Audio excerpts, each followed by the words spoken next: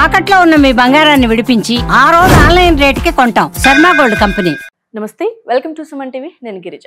ఇవాళ మనతో పాటు ప్రముఖ జ్యోతిష్య వాస్తు పండితులు, జ్యోతిష్య శిక్షణ నిపుణులు, లలితాదేవి ఉపాసకులు బ్రహ్మశ్రీ నానాజీ పట్నాయక్ గురువు గారు ఉన్నారు. వారితో మాట్లాడేద్దాం. గురుగారు నమస్కారం. శ్రీమాత్రే నమః. గురుగారు, ఈ నెల 10న మనకు ముక్కోటి ఏకాదశి, ఉత్తర ద్వార దర్శనం, వైకుంఠ ఏకాదశి, దీనినే పుత్రద ఏకాదశి కూడా అని పిలుస్తూ ఉంటారు.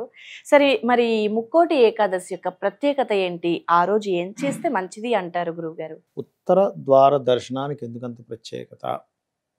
మనకి అష్టదిక్కుల్లో అష్టదిక్పాలకులు, అదేవిధంగా ఒక్కొక్క గ్రహం ఆధిపత్యము ఇవన్నీ ఉంటాయి. మనకు వాస్తులో కూడా చూస్తూ ఉంటాం.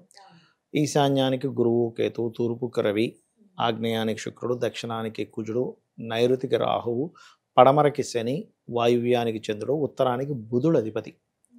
బుధుడు సహజంగా ఏంటంటే మన జన్మజాతకంలో ఏ గ్రహం ఎలా ఉన్నా బుధగ్రహం గనక పాడైందా వాళ్ళకి ఫస్ట్ జరిగేది ఏంటంటే అప్పుల పాలు అయిపోతారు.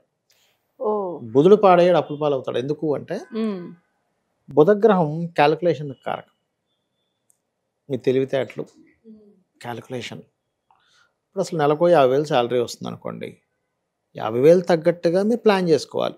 మంత్ని ఇష్టం వచ్చినట్టుగా అది ఇది కొనేసి నెలకి 80,000 దాకా ఖర్చు చేసిన తర్వాత మళ్ళీ 30,000 అప్పుల కోసం పరిగెట్టి ఫస్ట్ క్యాలిక్యులేషన్ సరిగ్గా చేయకుండా లైఫ్ ముందుకు తీసుకెళ్తున్నాడంటే వాళ్ళ చక్రంలో బుధుడు పాడయ్యాడు. మిస్ క్యాలిక్యులేషన్, ఒక అంచనా వేయలేకపోతున్నాడు. ఓకే, అలాగే వ్యాపారంలో కూడా సరిగ్గా సామర్థ్యత లేదు, మేనేజింగ్ సరిగ్గా చేయలేకపోతున్నాడు, బుధుడు పాడైపోతాడు. వాళ్ళకి బుధ దశ వచ్చింది, వాళ్ళకి బుధుడు పాడై దశ వచ్చింది, అయిపోయింది.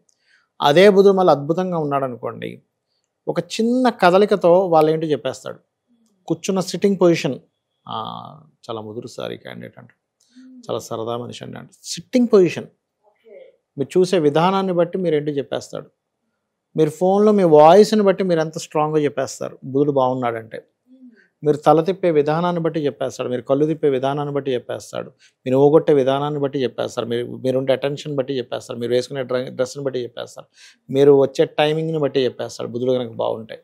ఓకే, అదే బుధుడు బాగోపోతే వాడు స్టోరీ మొత్తం బయట పెట్టేసినా వీడు అంచనా వేయలేడు, వాడిని ప్రతిదీ నమ్మేస్తాడు. ఇంకా వీడి బుద్ధి పాడైపోయింది. ఇక బుధుడు 2 రకాలుగా పాడవడం ఉంటుంది. ఒకటి, నీచంగా పాడైతే మోసం కూడా చేస్తాడు ఈ వ్యక్తి అవతల వాళ్ళని.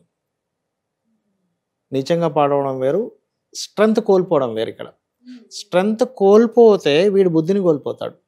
స్ట్రెంగ్త్ కోల్పోకుండా పాడవడం వేరే ఉంటుంది. అప్పుడు అవతల వాళ్ళని మోసం చేస్తాడు. ఆ తత్వం ఏర్పడిపోతుంది. బుద్ధి కదా, బుద్ధి ఎలా ఉంది?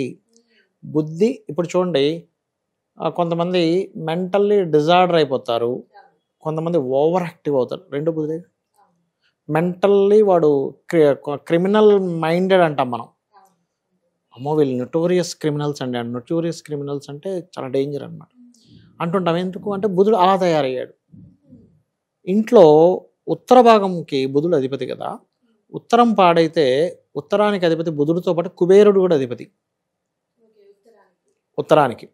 అంటే ఏమిటి? ఉత్తర ద్వారం నుంచి ఎంటర్ అవుతున్నామంటే కుబేరుడి యొక్క అనుగ్రహము, బుధానుగ్రహము కలుగుతుంది.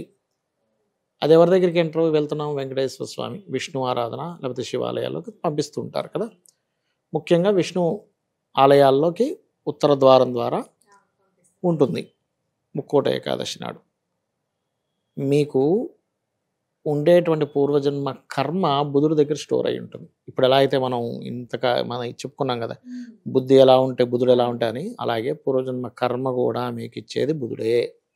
ఎలాగా అంటే చూడండి, మీరు ఒక్కరిగా ఎప్పుడు కర్మ అనుభవించరు. ఒక స్త్రీ ఉంది, మంచి భర్త వస్తే మంచి కర్మ. రిలేషన్ కదా, బుధుడు దేనికి కారకుడు? రిలేషన్స్కి కారకుడు. పిల్లలు బాగుంటే పిల్లలతో బాగుంటుంది, లేదా అత్త మామలు, చుట్టూ ఉండే ఇంటి పక్క వాళ్ళు, లేదా ఆఫీస్లో ఉండేవాళ్ళు, ఏదో ఒక రిలేషన్, ఒక కమ్యూనికేషన్తో కనెక్ట్ అయి ఉంటుంది మీ కర్మ. ఎప్పుడు కూడా మీరు బాధపడుతున్నారా బాగుంటున్నారా అనేది కమ్యూనికేషన్ డిసైడ్ చేస్తుంది. ఒక మంచి ఫోన్ కాల్ వచ్చింది, బాగా మాట్లాడారు, మీరు ఆనందంగా ఉంటారు. వాడు అవతలోడు గైమని అరిచాడు, పరిస్థితి ఏంటి? బాగోలేదు, పాడైపోయింది అంటాం. రిలేషన్స్ బాగాలేవు, లైఫ్ బాగాలేదండి, ఎప్పుడు అటే తిరుగుతూ ఉంటుంది. అంటే ఇప్పుడు బుధుడు రిలేషన్స్కి కారకుడు. ఆ రిలేషన్స్ అన్నీ కూడా బుధుడు ఆధీనంలో ఉండి మీరు పూర్వజన్మలో చేసిన కర్మలన్నీ కూడా 6వ అధిపతి అంటే న్యాచురల్ 6th లార్డ్ లేదా లగ్నం నుంచి 6వ అధిపతి బుధుడు వీళ్ళు ఇస్తూ ఉంటాడు ఫలితాలని.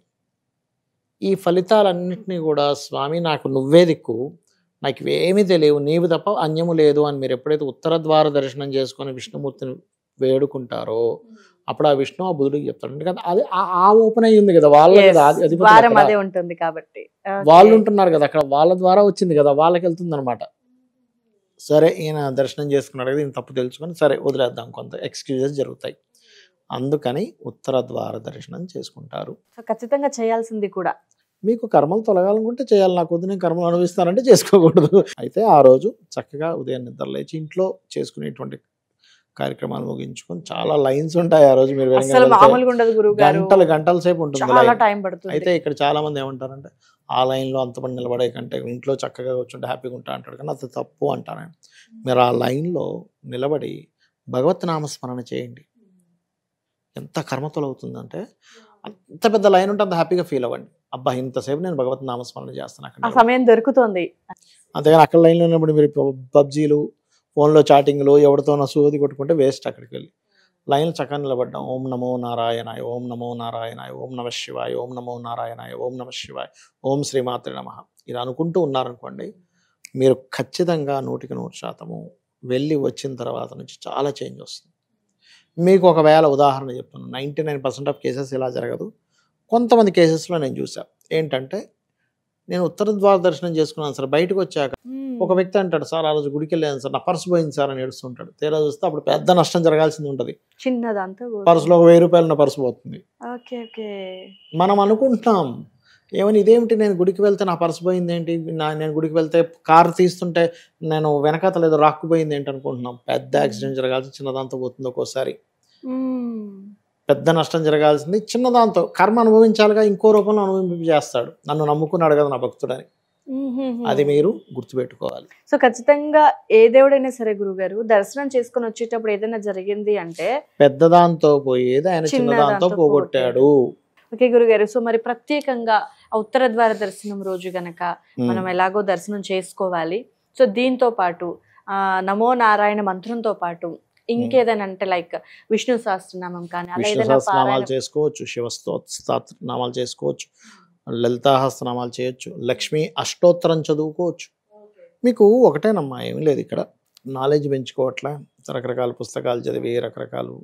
అట్లాగే ఒక్కొక్క నామానికి ఉన్న అర్థం తెలుసుకొని, విష్ణు అంటే ఇదా, లక్ష్మీదేవి అంటే ఇదా అని అర్థం చేసుకోవడం. స్తోత్రనామాలు చదవడం అంటే ఇది చదవడం చదవకపోవడం కాదు.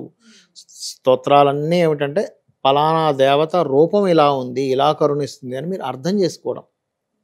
ఒక ఎగ్జామ్ రాయడానికి వెళ్తారమ్మా, మీరు ఎగ్జామ్ రాసేటప్పుడు ఎగ్జామ్ గురించి ఆ పుస్తకాలు ఉన్న మొత్తం చదువుతారు. ఎందుకు? అదేంటో సబ్జెక్ట్ మీకు అర్థం అవ్వాలి కదా. బుక్లో ఉండే సబ్జెక్ట్ అర్థమైతే మీరు ఎగ్జామ్ ఎట్లా సక్సెస్ అవుతారో, దేవతా మూర్తి గురించి దేవత అనేది ఏంటో అర్థమైతే దేవతను ఆ రకంగా పట్టుకుంటారు, ఆ రకంగా ఆరాధిస్తారు, మీరు పొందుతారు ఫలితాన్ని.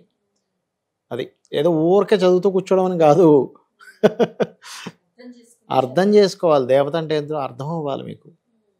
అర్థమైతే వేరే ఉంటుంది. ఇప్పుడు ఒక స్త్రీ అంటే ఏంటో అర్థమైన వాడు భార్యను చాలా జాగ్రత్తగా చూసుకోగలుగుతారు, భార్య విలువ తెలుస్తుంది.